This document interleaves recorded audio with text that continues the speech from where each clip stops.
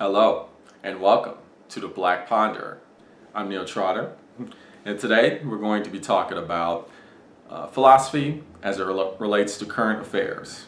And we're going to do that via a discussion of this book right here. It's actually a novel this time. It's called The Enchanted and is by Rene Denfeld. So this novel right here, when it came out, it was published in 2014, I believe. Let me just check. Yep, 2014.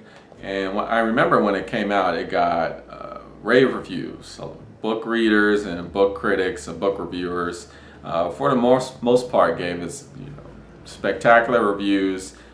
People loved it for its beautiful prose and its very difficult subject matter and the way it approached that subject matter. And then people liked it for the way the book kind of forced you to think about tough topics.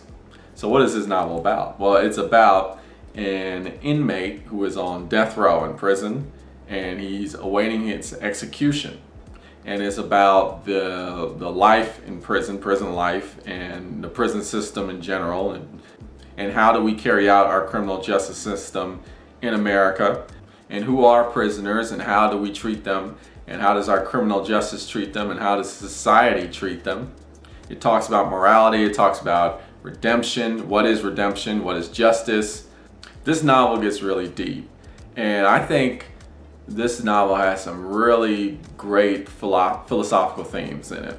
And I think that, because it's so powerful philosophically, it has really deep philosophical meaning on top of the beautiful prose and just the amazing storytelling and the characterization in the novel.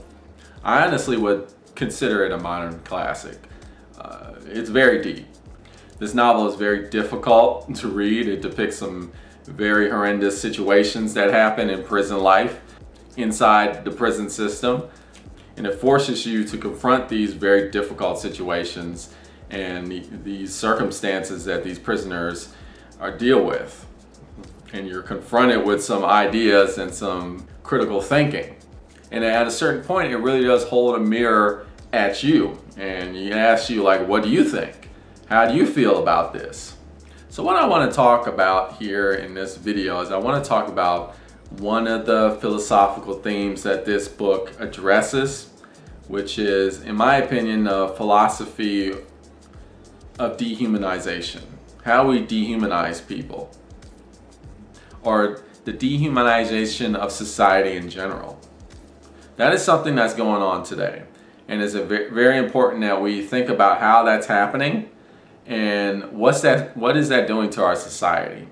Now, I would just like to say that this is a philosophy channel, so we're talking about a novel. Usually we talk about nonfiction, but we're talking about a novel here, and don't worry, there won't be any spoilers in case you're concerned about that. We just talk about philosophical themes, and occasionally we will talk about a novel that I feel has some really deep philosophical themes, and we just focus on the philosophy behind the book. We don't really reveal much story elements, so spoilers, and that's not going to be an issue with this video. On top of that, this isn't really a book review. I'm not reviewing this book. I'm discussing the philosophy within the book, which is very deep. So let's get started with some quotes. So again, this is about the prison system, and it talks about how prisoners are dehumanized. We take away the humanity out of prisoners that are on death row, or who are facing severe criminal charges, who are doing a lot of time in prison, or who are not doing that much time in prison. People who are just in prison, we don't really treat them as human, do we? And I would like to read you some quotes about how that dehumanization happens. And it's page 111. And also, don't worry, I'm not gonna I won't bring up any explicit scenes in this book that could trigger people or anything like that. We are going to talk about some very hard topics, but I'm going to try and make sure I don't talk about these topics in a way that's too explicit, or in a way that could trigger somebody who's dealing with that kind of trauma. And we're going to get back to that. We're going to get back to that whole notion of that in a minute. But let me read to you this quote. This is the last paragraph of page 111. Men who have not been violated don't understand what it is like to have the edges of your body blurred, to feel that every inch of your skin is a place where fingers can press, that every hole and orifice is a place where others can put parts of their bodies. When your body stops being corporeal, your soul has no place to go, so it finds the next window to escape. And then I continue on page 112, second paragraph. When you don't have a soul, the ideas inside you become terrible things. They grow unchecked, like malignant monsters. You cry in the night because you know the ideas are wrong. You know because people have told you that. And yet, none of it does any good. The ideas are free to grow. There is no soul inside you to stop them. As we all know, which a sad truth is that sexual violence happens in prisons more often than not, right? It's a very horrible thing, and they depict that in this book. And that's a very dehumanizing experience to go through. Not only is it an assault on one's physical being, it's actually an assault on one's spiritual being. It's an assault on the soul. And I put in my notes here just what I wrote in the margins to try and understand the philosophy here. Horrible circumstances mold evilness into people. In this way, people are not initially evil. Rather, it's the circumstances that make them such. I actually just talked about this concept in my last video I did on this Buddhist text, where in Buddhism, there's this belief that no one is truly evil. No, there's no such thing as an evil person. Rather, it's the circumstances that cause evil action. When people are subjected to horrendous circumstances, that brings about evilness out of people. And that's true about America's prison system, isn't it? That's what this is about. The dehumanizing effects of our current prison system in America negatively impacts the soul, the spirit of people in prison. So there is no true rehabilitation, or rehabilitation in the prison system is very, very difficult because such horrendous incidents happen in prison. This dehumanization that takes place, it just creates people to become even more evil. Let's continue with this other quote that I picked, and this is on page 154. This is the last paragraph. Time is more than counting days. Okay, now skip down a little bit. The truth is, clocks don't tell time. Time is measured in meaning. I better get up for work, or it's time to feed the baby, or that was the year I got cancer, or that is the day we celebrate your birthday, or remember when our father died, or let's remember to plant turnips this spring. It is meaning that drives most people forward in time, and it is meaning that reminds them of the past, so they know where they are in the universe. What about for men like me? The person talking is the narrator, who is a death row inmate. What about people like him? For us, time doesn't exist. The measurements of life, birth, death, loss, marriage, love, lust, happiness have no meaning in this dungeon. Time passes here, but it doesn't count. I could have a clock, but what would the dial tell me? Nothing. When time no longer exists, you don't care about getting up. You don't think about birthdays. You don't think back to people you lost. You float free in the universe, untethered to anyone or anything. Your heart is empty. And because your heart is empty, you have no time. You have no place in the universe.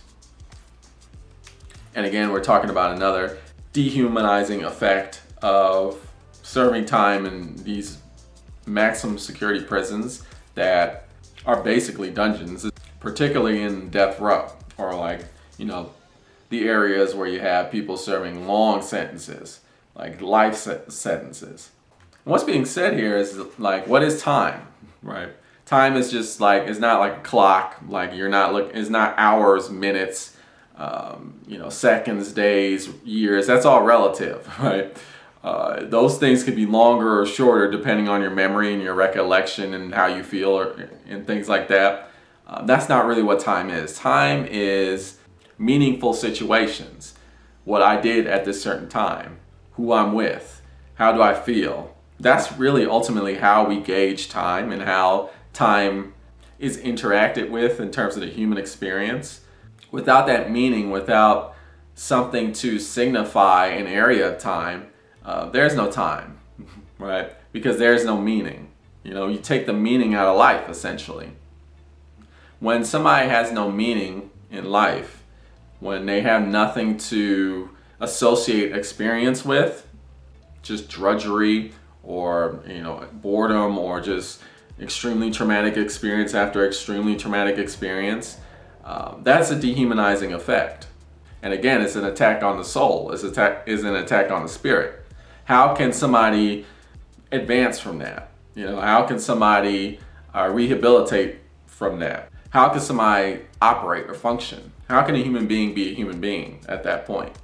Now, you might be saying, look, we're talking about death row inmates. These are people expecting to be executed, right? So this is a punishment. People who have life in prison, right? We don't expect them to be coming out. There's people who have very long-term prison sentences. We don't expect them to be coming out anytime soon. So this is a form of punishment. It's supposed to be dehumanizing. The other thing that you might say is, well, they did do something to get into that prison, right? They did some very horrible things or a horrible thing to get in that situation. They harmed somebody in a very severe way, in a very horrendous way. Don't take away from the victim. There has to be some sort of form of justice. These are very important things to consider, right? You can't take away from the victim, and you can't take away from the action that the perpetrator did to get them in prison. There does need to be a form of justice. There does need to be a form of redemption. There has to be some sort of form of accountability. That's very important. The argument is, the way that we're doing it now, is it really constructive? Is what we're doing really a form of redemption? How our criminal justice system is structured today, is that truthfully a form of justice that actually means something, that can deliver a form of redemption? And I would argue no. But it is important to remember the victim. Let's go to the third quote here on page 119. This is in the middle. What I highlighted here is, how sad it is that we remember the killers and not the victims. What if the world forgot Hitler and remembered all the names of his victims? What if we immortalized the victims? Isn't that something to say, right? We remember Hitler, right? We remember how horrible he was. Nobody forgets that. He is, infamous. But do we remember, can you even name one of the people that died as a result of what Hitler did? Can you even name one person? It's probably pretty challenging, isn't it? You can think of like Anne Frank, for instance. That's like one person because she has that famous diary out. But in our society, we do remember the killers more than the victims.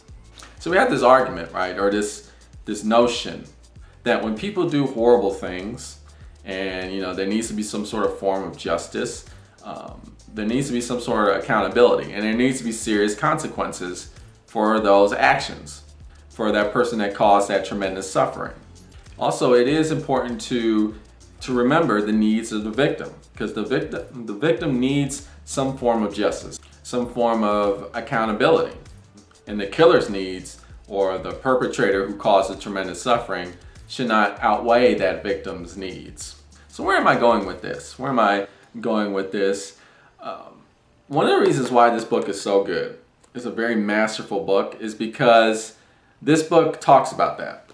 It does not idolize or glorify, killers or people on death row or people who have done horrible crimes. It doesn't do that. It talks about the horror and just the dehumanization of our prison system. At the same time, it acknowledges the needs and the suffering of victims that has been caused by people on death row, by people serving long prison sentences.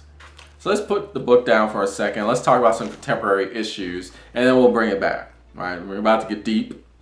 Recently, there was one of the worst mass shootings ever in the history of recorded history of humankind. Right? A horrible hate crime that happened in the city of Christchurch in New Zealand, where over 50 Muslim people were killed in a mosque.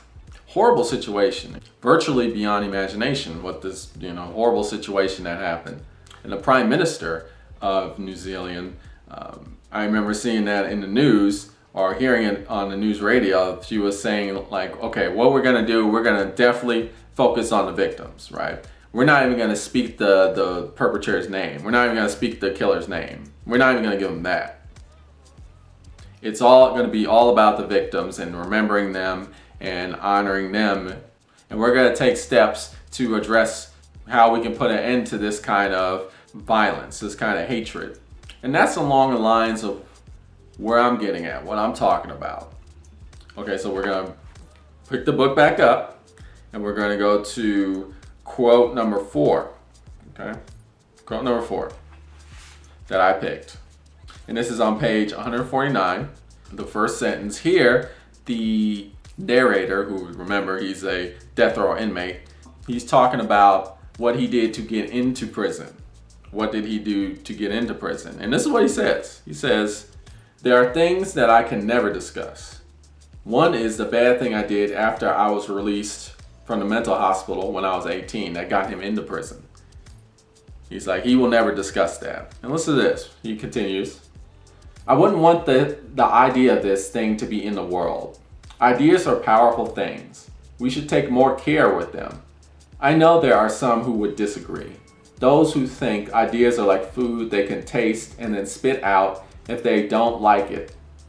But ideas are stronger than that. You can get a taste of an idea inside you, and the next thing you know, it won't leave until you do something about it. As soulless as I am, I do not want others to do what I have done. Some ideas need to stay silent inside me, like the letters inside some words. I think that's a very powerful quote. It's a very powerful quote.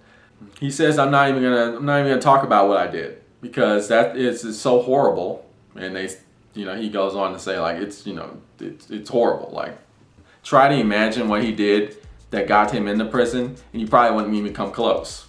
Some horrible things that people have done are beyond imagination, and we shouldn't discuss them. We shouldn't talk about them. Why? Because ideas are extremely powerful. I put in my notes here on the margins.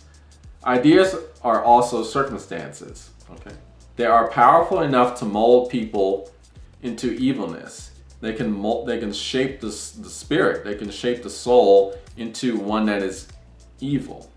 So we should exert responsibility. An expression of ideas should be expressed with responsibility. Let's go back to that Christchurch shooter. Horrible thing that happened again. And he attempted to live stream. He actually did live stream it, and it was really bad. Like, he put like a camera on his chest or something, and it basically looked like a first-person shooter. Like the majority of people, I didn't see it. I just saw clips of what they showed in the news with the blurry images to block out people. But it looked like a video game first-person shooter, like Call of Duty. And the video game and shooting people is one thing, but to see that kind of perspective in actuality. To say that that's horrible is an extreme understatement. Do we really need to see that? I would argue no. You should just take that off immediately. Now, some people would say, oh, you should leave it on, freedom of expression. We know that's horrible. We know that's bad.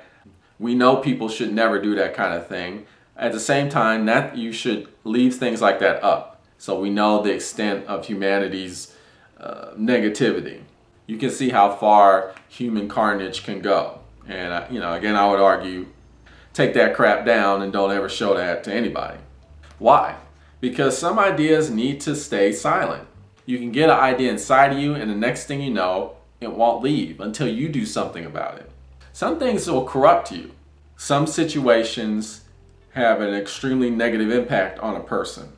and they can sculpt the person and make somebody more evil and do evil things. And it all comes back to this notion of dehumanization. People are not machines. We're not robots. Human beings can only operate constructively in a specific situation. And once you break out of that limit, once you start being exposed to things that of that nature, of that brutality, it can mess you up. It can basically dehumanize you, and then you're just not the same. And that's very important to understand. So let's put the book down again, and let's talk about some more serious contemporary current affairs, right? Let's talk about the idea of like trigger warnings. And then you go talk about that, you start seeing terms like snowflake being thrown all over the place, or special snowflake mentality, right? And there are some people who believe that the trigger warnings and things of that nature are destructive to society, right? They are infringing on freedom of speech, freedom of expression. And what I have to say about that is, again, we have to think about dehumanization. And what's happening in our society is that we're normalizing dehumanization. Dehumanization is becoming normalized. Things can trigger people because mental illness, mental disability, that's a real thing. We really don't, in our society, as of yet, treat mental illness seriously. We really don't.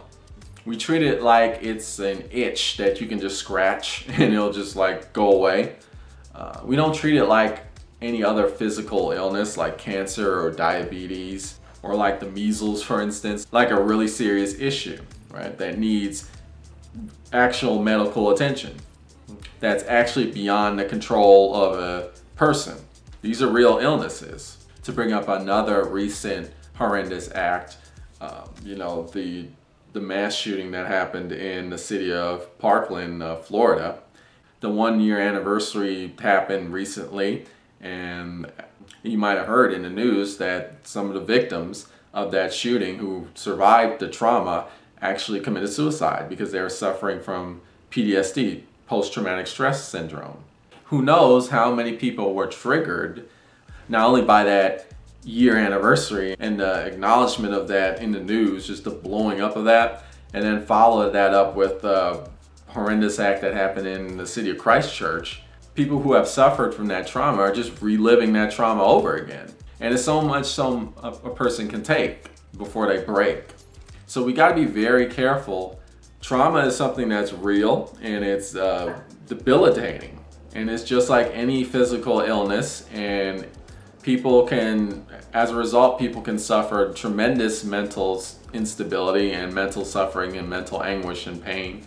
And a lot of spiritual and emotional pain and trauma is associated with that. And that's all real and it's true. And I think when people throw out terms like, you can't cater to these special snowflakes and people are just triggered by everything and we should not even worry about trigger warnings. Well, I think our society is now coming to the realization, as we still got a long way to go, that mental illness is actually a real thing.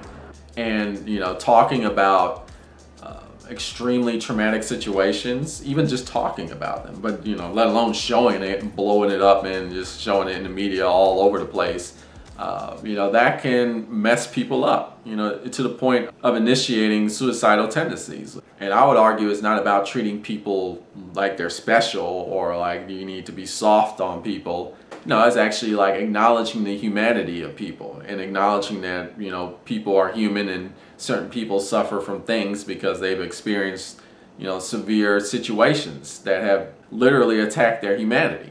And again, you can argue, when we say talk about traumatic experiences, there's also the issue, that's another hot topic in current affairs, people going to college campuses and having debates about basically white supremacy, like white nationalism and ideas of fascism, and actually debating that as if it's some sort of extremely important intellectual idea that needs to be entertained.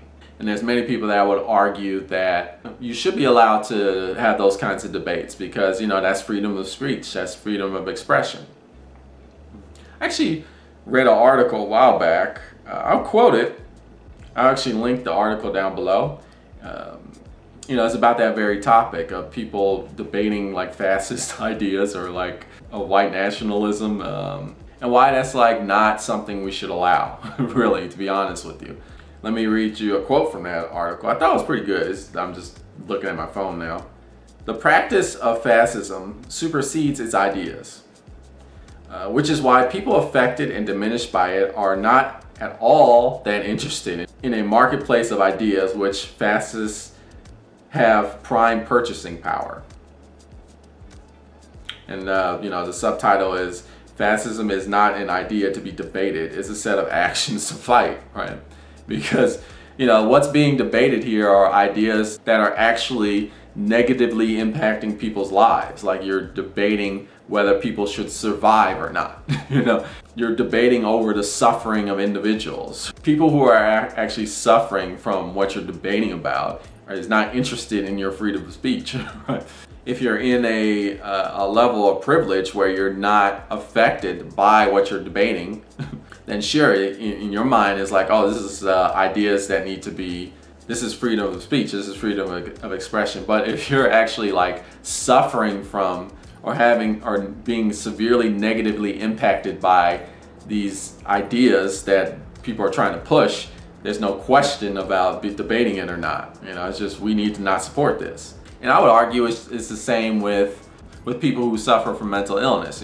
There's people out there who are like, oh, we don't need trigger warnings and these are just special snowflakes and special snowflake mentality and all that. But you don't suffer from mental illness in the way that these people are suffering from mental illness. And it's real suffering, it's an actual illness where people need real medical treatment and it's literally outside of their control. It's a chemical imbalance of the mind that's beyond their control. So being triggered literally is a life or death situation. And some people might say, well, I suffer from mental disability and I don't get triggered in that way. Well, that's you. That's you. You might be fortunate enough to be in that level of control, but there's some people who are just not in that situation. And that needs to be acknowledged. And really what I'm getting at, again, is just acknowledging the humanity of people. Acknowledging that human beings can only function or operate within a certain level of environment. When you expose people to trauma that is beyond their level of endurance, if you begin to treat people like they're machines, right, or robots, and then you're not treating people like they're human, like they actually have limits, they actually have a mental capacity, mental limitations, psychological limitations, physical limitations. They have emotional dimensions. When you start treating people as if they don't have emotional dimensions, that's when we construct and promote evil actions. So we shouldn't be surprised when we see these horrendous actions take place, because basically we're living in a world where we're dehumanizing people. And once you get to that level of dehumanization, you're more capable of acting in extremely evil ways. So let me pick up the book again and talk about the prison system, which is basically a dehumanization machine, right? And this is the fifth quote that I picked is on page 227, in the middle. There are some horrors too deep to contemplate. There are some acts that defy redemption or rage. We all just want to close our eyes to them and forget. There are actions that humans do which are beyond contemplation, beyond rationality. There is no true redemption. You can't even get angry enough to address certain kinds of horrors. So what can we do? What is the way toward redemption, toward actual justice? How do we implement criminal justice in a way that is constructive? Well, we can start by stopping the normalization of dehumanizing people and actually begin to treat people as human and treat both victims and the perpetrators, the killers or perpetrators of these horrendous acts as humans. Either one is a human being. We can begin by asking, why is it that these people do these things? Why? What are the circumstances that cause these people to do these horrible things? Because there are answers to those questions. It isn't just a case that, oh, this person is extremely evil. They just did the action because they're just evil. Let's lock them up. And, to the victims, my hearts and prayers go out to you. The end. That's not good enough. Right? We have to think deeper than that. It isn't just like, oh, these are evil people, lock them up, kill them, execute them. My hearts and prayers go out to the victims. That's a wrap. That's not solving the problem because, again, are we really humanizing the situation? So the book is also about a character who is a investigator who actually investigates death row inmates and tries to get them off of death row. That's a major character in this book, The Enchanted, and the narrator addresses this person, this investigator, and he says about her, the lady, who is the investigator, is strong enough to have seen me, the narrator, the death row inmate. Someday, she will see the monsters for what they are and stop questioning herself about why she seeks them. She will stop feeling bad about wanting to make castles for them. Even monsters need peace. Even monsters need a person who truly wants to listen, to hear, so that someday we might find the words that are more than boxes. Then maybe we can stop men like me from happening. The lady has a gift, and I hope she keeps using it. It is the gift of understanding men like me. Understanding men like death row inmates. Understanding people like the Christchurch shooter. Understanding people like the Parkland shooter. It's hard to do it. It's a gift. It's a talent. But it must be done. These humans who do monstrous acts, they're not monsters. They're humans who do monstrous acts. Why? Why do they do monstrous acts? That is the question that we need to find answers for. And once we start understanding these perpetrators who do these monstrous acts as human and understand that the circumstances and the situations that they have experienced led up to why they did that certain thing, then we can come close or begin to truthfully talk about accountability, redemption, justice. And I put in my notes, dehumanizing is harmful to all. Stopping it requires understanding. We have to get philosophical about it. Absolutely. Let me read you the last quote I picked, and this is actually bonus features. This edition has like PS, insights. Can you see insights, interviews, and more? It's basically like an afterword, basically, from the author. And she writes in this bonus content here, what is redemption? I do not know. I only know that we all have souls, those magic places inside us that yearn to be accepted. I believe we can carry both the pain of the victim and the truth of the accused without doing disservice to either. Perhaps by understanding the causes of crimes, we can truly honor the gravity of them. Only then, as the narrator says, we can stop men like him from happening. It's a very important topic, very difficult thing to discuss. It's natural for us to just kind of see horrors of this nature and just dismiss them and say, ooh, that was horrible. Let me turn it off, or, that's so sad that happened. Oh, well, let me just go back to my life in my regular mundane activities, right? Because, it's difficult to address this kind of stuff, these kinds of things. I think books like these are incredibly important.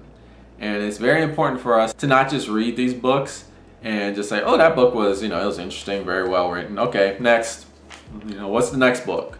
Oh, she wrote another novel. Let me read the other novel. What's that about? Okay, that's a good novel too. No, we have to really think about the philosophy that's being presented here. It's incredibly important. It's incredibly important. And one of the best things about this novel, on top of that is very well written and has great characters, it has deep, meaningful philosophy that's very applicable to today. And these topics are incredibly important. The author uses the literary technique of magical realism, as well as, first person narrative omniscience, right? It's like a narrator that knows a lot about the world, how is it possible for them to know all this stuff? Some people really like that device and other people really don't. And I think it's done very well here, and there's a reason why it's done, because it's a way to talk about these extremely traumatic events without being too explicit. I mean, it's already extremely explicit, even with the fantastical, magical realist techniques involved. But just to be upfront and straight about it, that would be unnecessary. I think that would just be explicit just for the sake of being explicit. That can be damaging for people who have been through this type of traumatic experience, and even for people who have never been through such traumatic experiences. Reading that can be damaging, like as said here. So the magical realism is used not just for the sake of beauty and elegant prose, but is used as a way to convey extremely horrific experiences that's not too triggering. And you gotta respect that. That takes a lot of skill. That's a gift. Rene Denfeld is respecting the humanity of the reader. She's not assuming the reader is some robot or machine or some, she's not writing prose in a way that dehumanizes the reader or the characters that she's talking about. Anyway, this is an incredibly important topic. Check it out. The Enchanted by Rene Denfeld. It's been out for a while now, since 2014. This is the kind of book that you literally you can teach this in school, right? Assign this to college courses. Well, you've been watching The Black Ponder. Tune in next time for more philosophical thought.